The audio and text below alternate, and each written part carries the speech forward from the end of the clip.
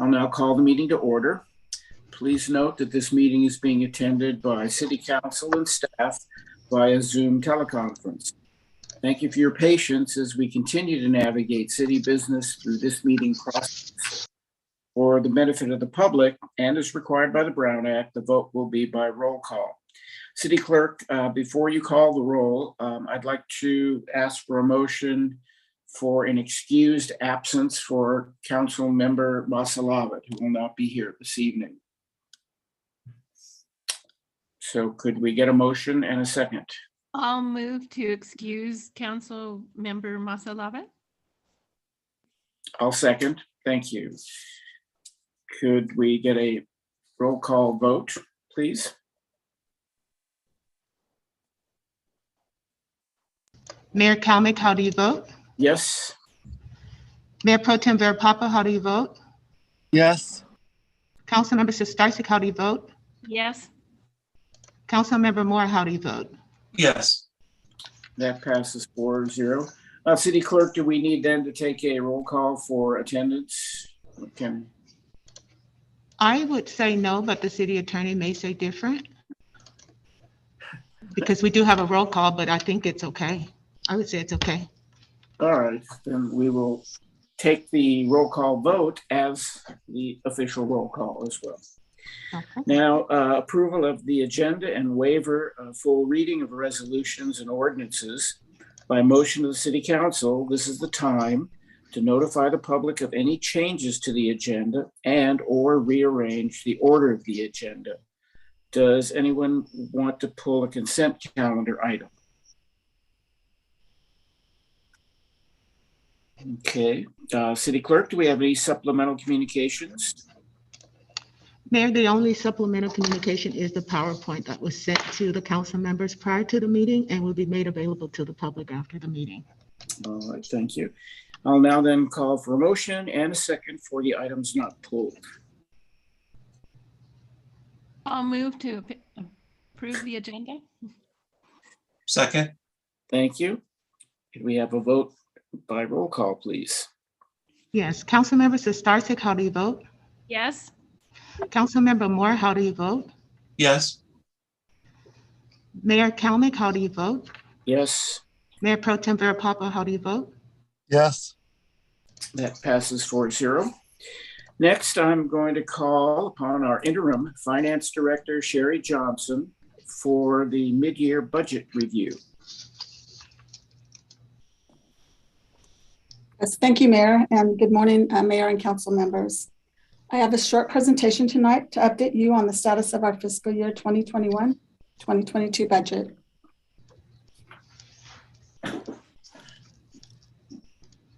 Next slide, please. Yes. First, I'd like to wrap up fiscal year 2020-2021. The completed annual comprehensive financial report is on the agenda today. The general fund ended fiscal year with a $2.8 million increase to its fund balance. The amended budget, which included capital projects as other uses, showed a use of fund balance of $5.5 million. There was an overall positive variance of $8.4 million to the amended budget.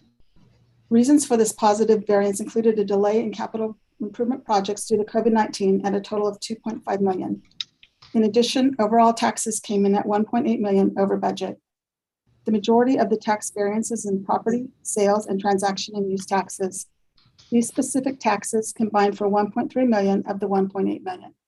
In addition, the city received insurance monies on the Pier fire. This was an unbudgeted amount of $3 million. There were also overall savings of $1.4 million in the various departments, also due to COVID-19 reductions. Another unbudgeted item was the proceeds on the sale of land related to the 405. This was $119,000. And lastly, there was a write-down of investments of $670,000. This is a non-cash entry to mark our investments to market at the end of the fiscal year. This will vary from year to year. So overall, in spite of COVID-19, the city was able to come out with a positive addition to their fund balance. Moving on to where we stand as of December 31st, 2021.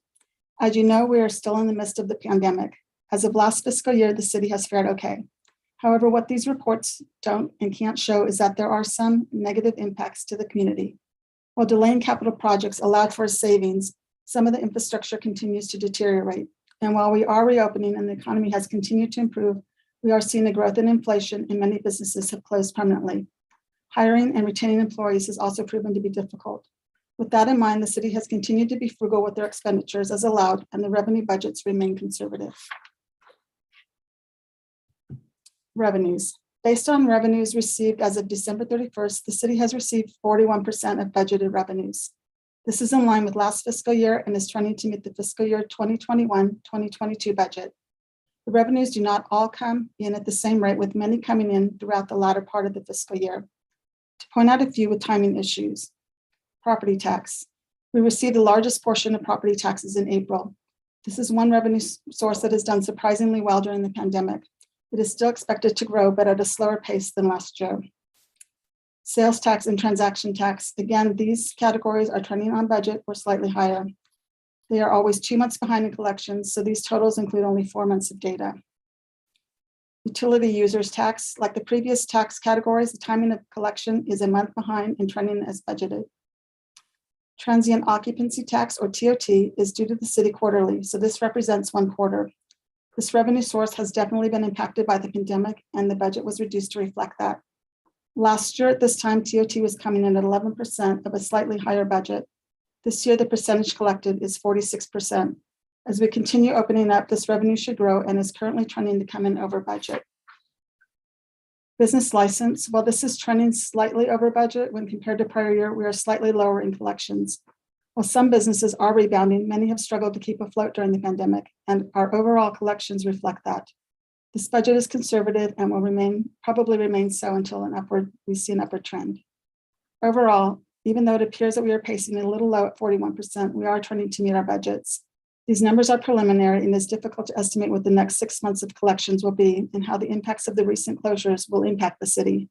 And while there's nothing causing an obvious concern at this point, we will continue to monitor the revenues as they come in and we begin working on the fiscal year 2022-2023 budget. Expenditures.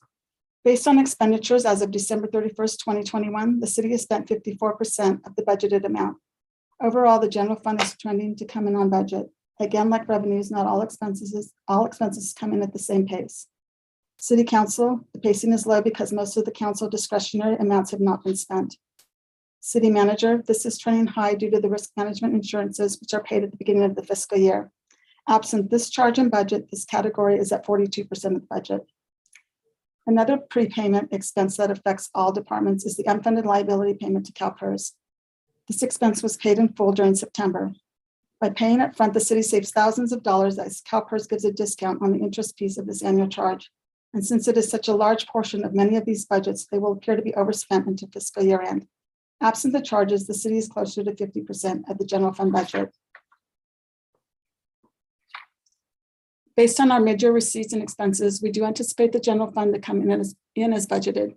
We continue monitoring revenues and expenditures as we begin to develop the fiscal year 2022-2023 budget. We will continue to work with our consultants to help us better predict revenues going forward. We do have some budget adjustments as part of tonight's staff report, however, none are general fund related. This concludes my presentation, and with that, I'm available for questions. Thank you. Any questions from council? I have a quick question. Go ahead, Tom. On the general fund pacing slide, you mentioned that there's 4 months for the sales and use tax. Does that apply to other categories like transaction tax and utility users tax? It is with sales and transaction taxes. That's we accrue at the end of the year. We accrue 2 additional months, so this is only 4 months of activity at this point. For the sales and use tax and transaction tax? Correct.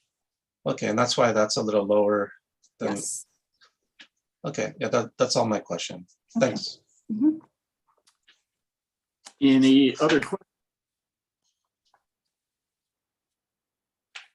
All right, thank you very much, Sherry, Thank you. for that presentation. Moving along to public communications. At this time, members of the public may address the council regarding the items on this city council agenda.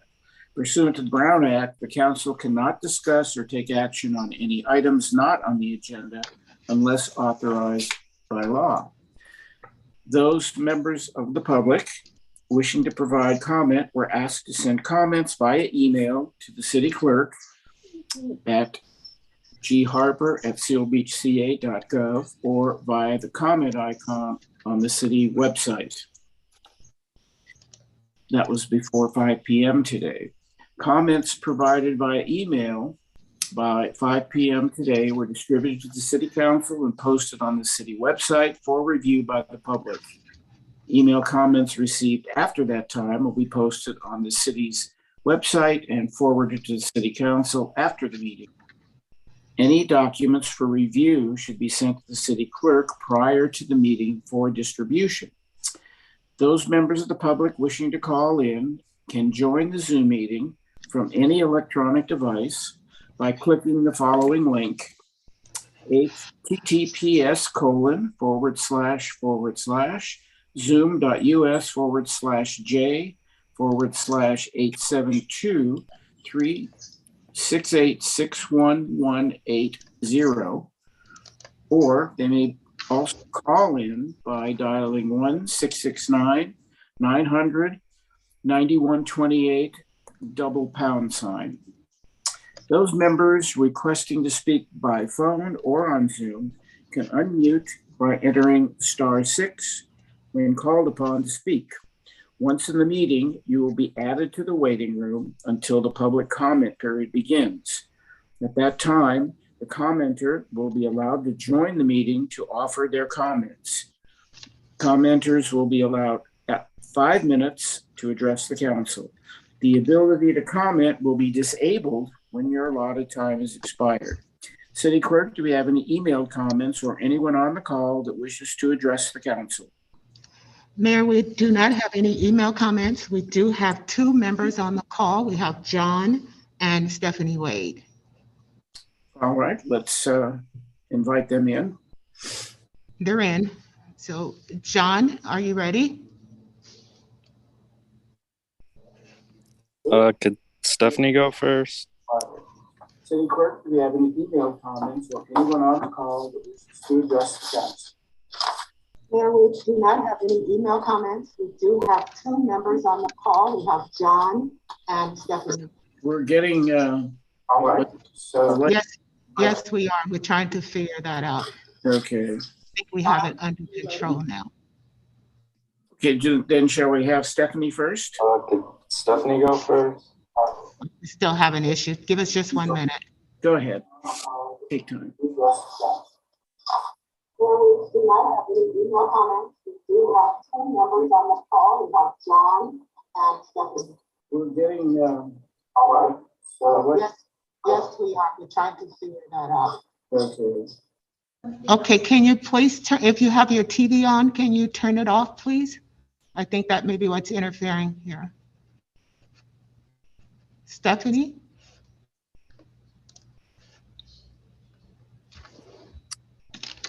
Stephanie here. Sorry about the feedback. Hi, Stephanie. Go ahead. Comments. So my name is Stephanie Wade. I've spoken to the council a few times before. I'm a resident, but I'm actually just speaking here quickly. I'll stay for the meeting. I'm interested in the business about the housing element and as well as the districting. But I actually came tonight, this morning, or this evening, in reference to Supervisor Foley's work with the city. I am Supervisor Foley's district director.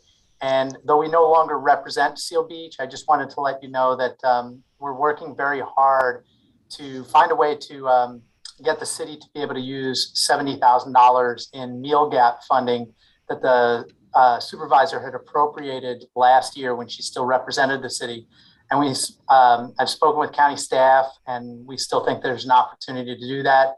And we're working very hard to make sure that the city gets that money. That's all I wanted to say this evening. All right, Stephanie, thanks very much. Are we ready for John?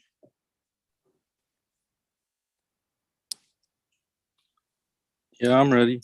Okay, go ahead, John. You have 5 minutes. Okay. This is the same John from 2 weeks ago. Hello, City Council. My topic is just decriminalization of psychedelics, and I'd like to agendize a discussion for it. I emailed all the counselors and you guys didn't respond back, but I know you're busy, so that's okay. But I was just hoping that we could discuss that.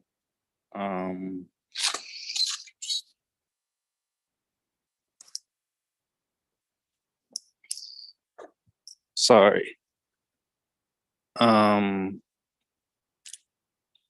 Another thing I guess I'd like to add is that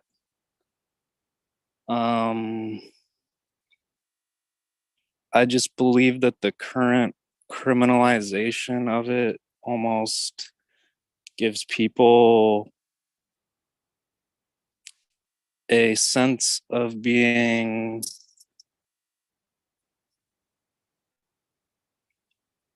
criminalized for something, and it makes, if they're high on the substance, it makes it worse for them and they get more paranoid.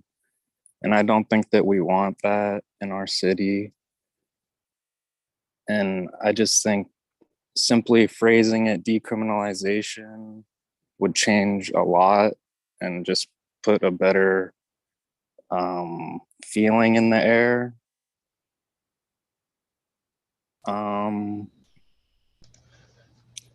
Yeah, I mean, I don't even know where you guys stand on it. So maybe if we could just take a vote real quick, like, I don't even know. But I guess not.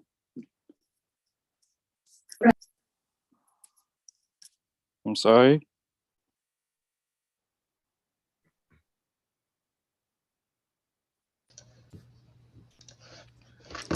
You still have about 2 minutes left. Does that conclude your comments? I mean, I'm still going. I just don't understand the agenda as a discussion thing. Like, they could talk to me right now, but they're choosing not to, which is fine. No, in fact, they can't choose. This is the city attorney, and they can't choose to talk to you right now. They can't have a discussion on an item that's not on the agenda. But how do I? But that's their approval to agendize it, though. Right, and you're having the opportunity to express that opinion, your opinion to them on that issue. If council members are interested in pursuing it, they would direct staff to put it on a future agenda, and that's the way the process works. Okay, but do you see how it puts me in a weird position? That's all I'm asking, I guess. Because I'm saying the same thing I said 2 weeks ago, and I haven't heard anything back, so I'm just saying it again. Just letting you know I still want to talk about it and do it the mature, right way. I think that's a valid statement. I don't understand being ignored, I guess, is the thing. But if we discuss it later, maybe you guys can make it all clear to me. I'm just new to the process and trying to figure it out.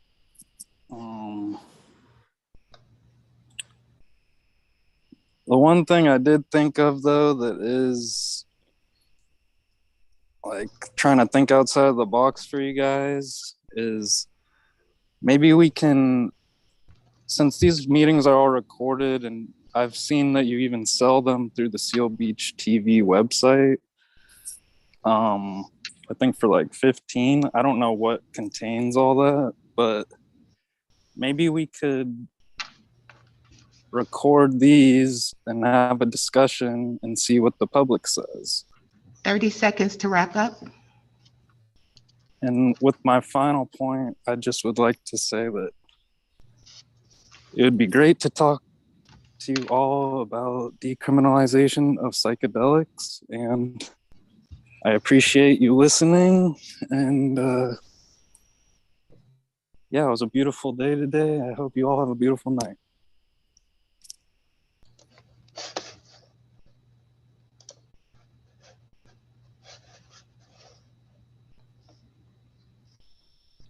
Okay, thank you, John, for your comments. Okay, there are no other folks wishing to speak? No other members of the public on the call tonight. Thank you. Thank you. Let's have our city attorney report. Anything this evening, Attorney Steele? Well, Mayor, I just note, I know the speaker brought up a point about decriminalizing something, and I just would briefly respond. Under the Brown Act, we can make a brief response to comments, and I would just note that the city doesn't criminalize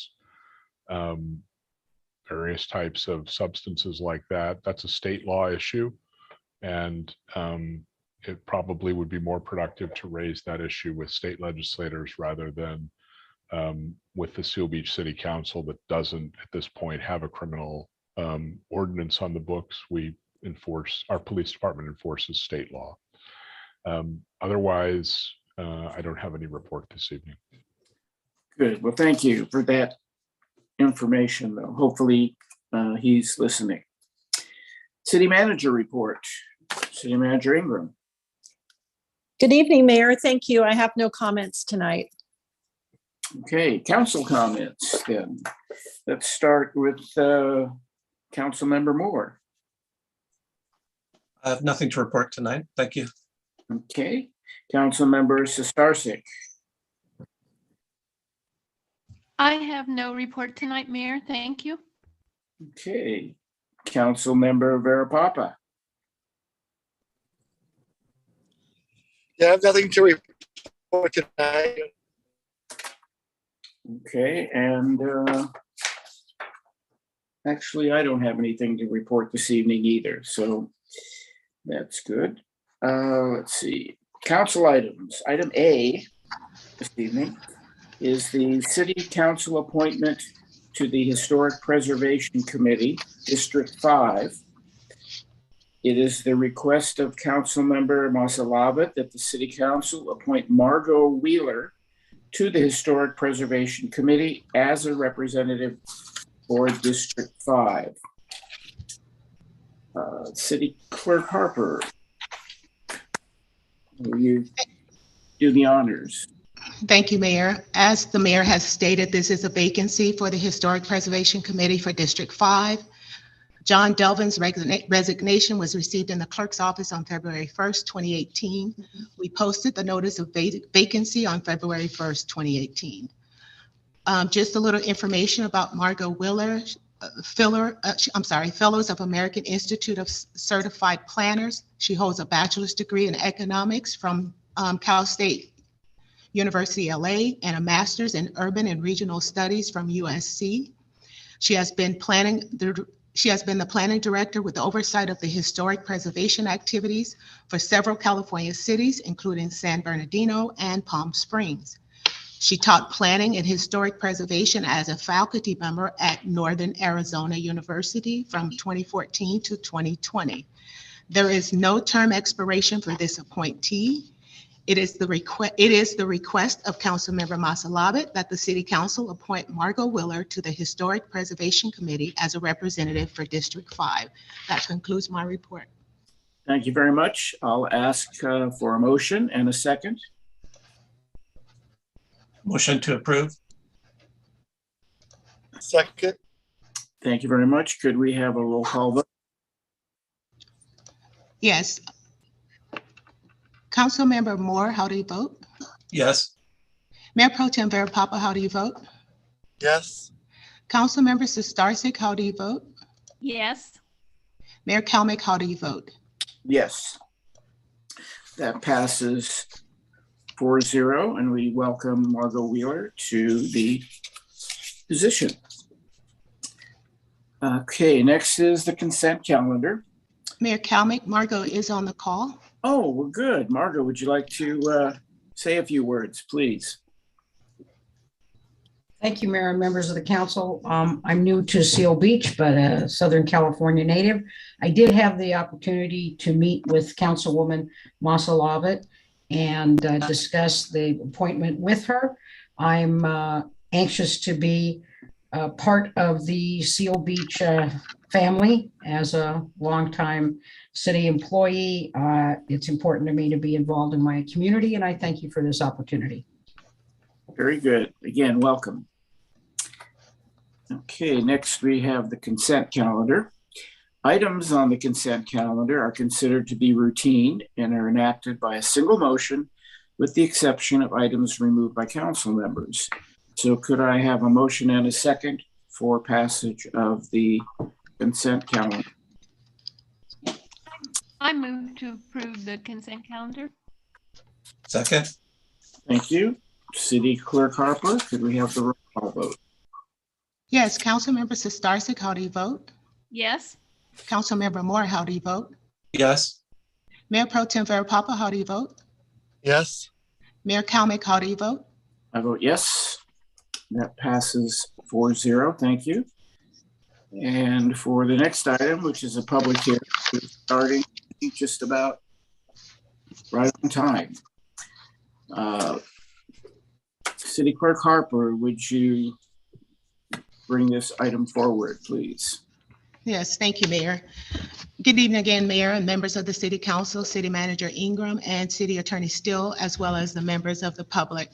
The item before you this evening is the introduction of the ordinance readopting the City Council district map based on the 2020 census data. The purpose of this final redistricting public hearing is to receive any public input regarding the designated maps of the City Council election district boundaries for readoption based on the 2020 census, and to introduce Ordinance 1693 that readopts the current City Council district map as the new official council district map. As you know, after every federal census, jurisdictions with district-based election systems like the City of Seal Beach must review voting district boundaries to ensure that the districts are still legally compliant. The most basic requirement is that each district must be substantially equal in population to protect the concept of one person, one vote. The Fair Maps Act, passed by the California legislature as AB 849, became effective on January 1st, 2020, and it provides that the City Council must adopt district boundaries using 4 criteria set forth in order of priority in the Elections Code unless a charter city has adopted comprehensive or exclusive redistricting criteria in its city charter. The City Charter of Seal Beach provides comprehensive redistricting criteria, and it specifies that voting district must be geographically contiguous, geographically compact, and provide fair representation on the City Council. These criteria are similar to those articulated in the Fair Maps Act. However, the City Charter's criteria are controlling. The process of the Fair Maps Act requires the city to conduct at least 4 public hearings to seek input from the public on the drawing of district maps. At the conclusion of the redistricting process, the City Council must readopt voting districts in time for the 2020 city elections. The deadline for map adoption is April 18th, 2022. If no changes to district boundaries are required or deemed advisable under the substantially equal standard and city charter criteria, the City Council may readopt existing boundaries. The City Council held its first redistricting public hearing on December 13th, 2021. Section 515 of the City Charter required the City Council to appoint a committee to study the redistricting issue and report back to the Council on the advisability of redistricting. At that December 13th redistricting public hearing, the Council designated Council members Masalabit and Council member Sistarsik as the subcommittee to review the 2020 data and the boundaries of the City Council districts and report back to the Council as to whether those boundaries should be adjusted based on the new census data. The Council also authorized the City Manager to engage a consultant and provide a population analysis of the census data. The National Demographics Corporations provided a population analysis of the census data for the city. The city's current total population is 25,282. Therefore, the ideal population for each district is approximately 5,056 people. A total of the deviations from the ideal population of less than 10% is generally considered de minimis and constitutionally acceptable. The city's total deviation from the ideal population is 7.18%. Therefore, the city's current district map is acceptable on the law. On February 15th and February 22nd of 2022, the redistricting subcommittee held the city's second and third redistricting public hearings to provide members of the public the opportunity to provide input on the composition of the council voting districts based on the 2020 census data. The current district map was provided as the proposed draft map for readopting district boundaries based on the 2020 census data. At the redistricting subcommittee meeting on February 22nd, 2022, the subcommittee voted to recommend that the council readopt the current district map as the new city council district map. Also on February 28th, 2022, the city council held the fourth redistricting public hearing, and that focused on selecting a city council district map for adoption based on the 2020 data. The city council followed the redistricting subcommittee's recommendation and voted to designate the proposed current district map for readoption as the new official city council district map. The ordinance that was included as part of this staff report as attachment A, it is presented for the city council's introduction and would readopt the current city council district map as the new official city council district map based on the results of the census data. The city has held all the required duly noticed public hearings to receive input from the city council, from the city community regarding the composition of the council district boundaries. The schedule for the required public hearings and the introduction and adoption of the ordinance readopting the district boundaries are as follows. The first public hearing was held on Monday, December 13th, 2021 at 7:30 p.m. The second public hearing, which included the redistricting subcommittee meeting, was held on Tuesday, February 15th, 2022 at 6 p.m. The third public hearing, also the redistricting subcommittee, was held on Tuesday, February 22nd at 2 p.m.